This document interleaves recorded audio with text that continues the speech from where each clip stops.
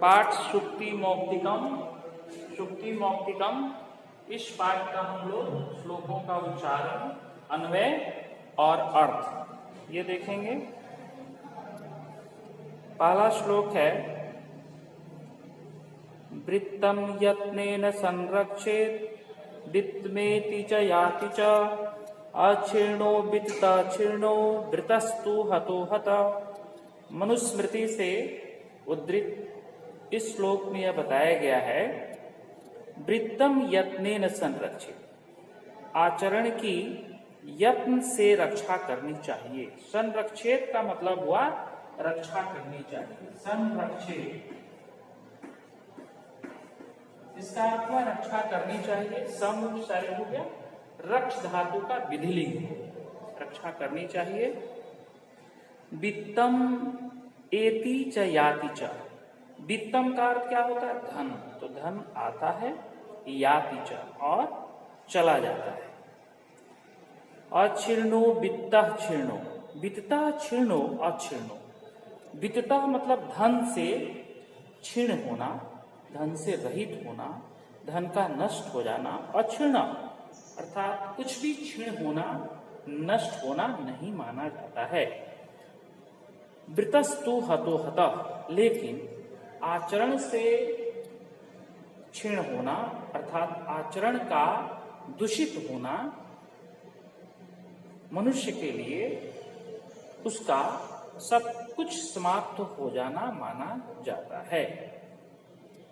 हतो हता इसलिए प्रयोग किया गया, हतो हता अर्थात उसका सर्वस्व समाप्त होना माना जाता है। यह श्लोक मनुस्मृति से लिया गया है।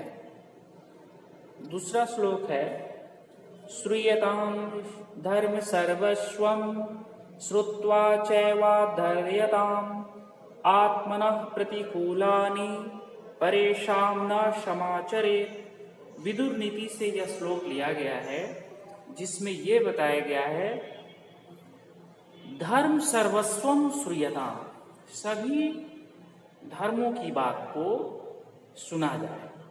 श्रूयताम् मतलब सुना जाए। श्रुत्वा चैव एव अवधार्यताम्, और सुनकर ही उसमें जो मुख्य बात हो, जो उसमें ग्रहण करने योग्य बात हो, उसको ग्रहण किया जाए, उसको अंगीकृत किया जाए।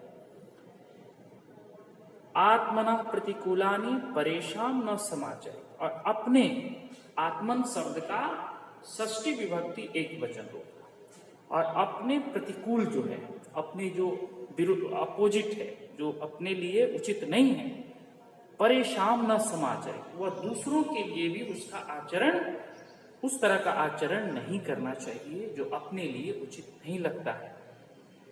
अपने लिए जो उचित नहीं है वैसा आचरण नहीं करना चाहिए। समाचरित ये भी विधिलिंग का प्रयोग हुआ है।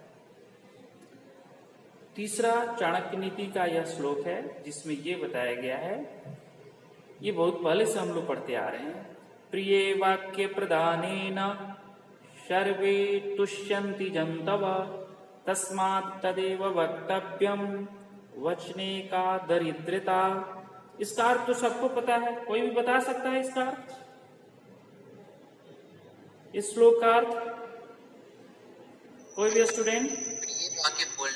हाँ बोलो। बोलने से सभी जीव प्रश्न होते हैं। हाँ, इसलिए सभी ये वाक्य बोलने चाहिए। उसमें कैसी दरिद्रता? हाँ ठीक बोले उत्कर्ष। इसका अर्थ यही होता है प्रिय वाक्य प्रदानेन सर्वे जंतवः तुष्यन्ति। प्रिय वाक्य बोलने से सर्वे जंतवः अर्थात सभी जंतु, ये जंतवः जो है जंतु शब्द का जंतु जंतु जंतवः बहुवचन हुआ, अब इसका विशेषण हो गया सर्वे। ये सर्वे और जंतवः ऐसा शब्द लिखा जाए और पूछा जाए कि इस दोनों में से विशेषण क्या है, क्या लिखेंगे? ये विशेषण हो और ये विशेष्य हो। ये विशेषण हो और ये इसका विशेष्य हो, जिसके बारे में बोला है। तो ये विशेषण विशेष्य जब आएगा तो वहां लिखना पड़ेगा।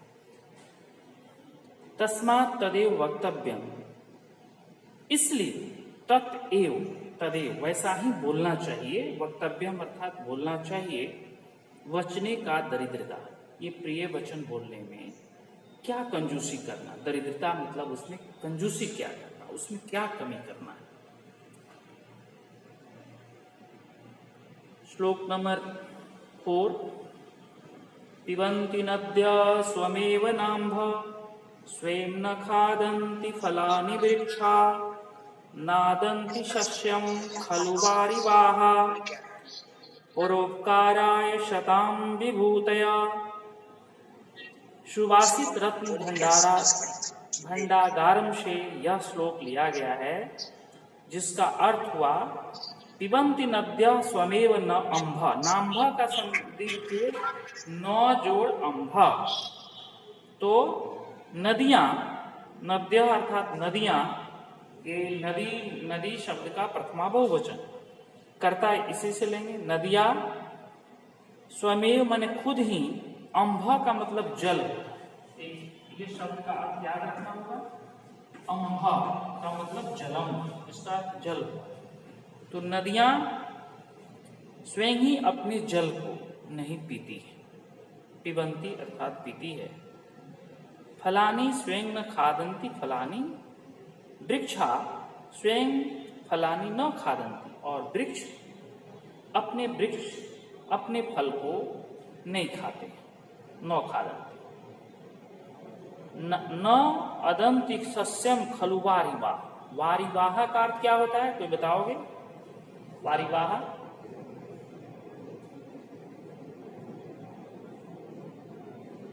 बादल सर। Yes, correct. बादल सस्यम खलु न आदंती। सस्यम मने अपने जल के द्वारा उपार्जित, सस्यम मने फसल को, अनाज को खुद नहीं खाते हैं। अदंती शब्द का मतलब खाना, तो खुद उस अनाज को नहीं खाते हैं। परोपकाराय शताम विभूतया। परोपकार के लिए ही सज्जनों की संपत्तियां होती हैं। परोपकाराय, परोपकार के लिए ही शताम विभूतया, सज्जनों की संपत्तियां। विभूतिया, विभूति का मतलब संपत्ति होता है, और विभूतिया कहाँ प्रयोग हुआ है, तो प्रथमा विभक्ति बहुवचन। और शताम, कोई बता सकता है शताम पद में कौन विभक्ति है? इसमें षष्ठी विभक्ति बहुवचन है। सज्जनों की, शताम सज्जनों की, षष्ठी विभक्ति बहुवचन, षष्ठी बहुवचन। तो सज्जनों की संपत्तियां जो होती है वो परोपकार के लिए ही होती है। परोपकाराय में कौन विभक्ति है? चतुर्थी विभक्ति, परोपकार के लिए ही होती है। इसके बाद श्लोक है गुणस्य वही कर्तव्य प्रयत्न पुरुषै सदा गुणयुक्तो दरिद्रो अपि नेश्वरे गुणै समा। गुणे से वही कर्तव्य प्रयत्न पुरुषै सदा। पुरुषै अर्थात मनुष्यों को प्रयास करके गुणवानों के साथ ही रहना चाहिए। किसी भी व्यक्ति को प्रयास करके गुणवानों के साथ ही रहना चाहिए, क्योंकि गुणयुक्त दरिद्र, गुणवान अगर गरीब व्यक्ति भी है तो भी गुणहीन धनी व्यक्ति से, संपन्न व्यक्ति से अधिक वो प्रभावकारी होता है, वो ज्यादा महान होता है। इस तरह का हम लोग का ये मृक्ष कटितम एक किताब है, उसी से ये लिया गया है।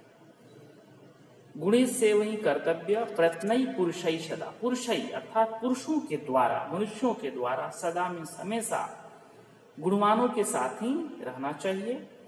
गुण युक्त क्यों, इसका उत्तर क्यों, तो क्योंकि गुण से युक्त दरिद्र व्यक्ति भी, दरिद्र मतलब जो संपन्न नहीं है, संपन्नहीन व्यक्ति भी संपन्नवान, जो गुणहीन है संपन्नवान है, समृद्धशाली है लेकिन गुणहीन है, उससे ज्यादा वो प्रभावकारी होता है, ज्यादा वो प्रभावशाली होता है, उसका व्यक्तित्व ज्यादा महान माना जाता है।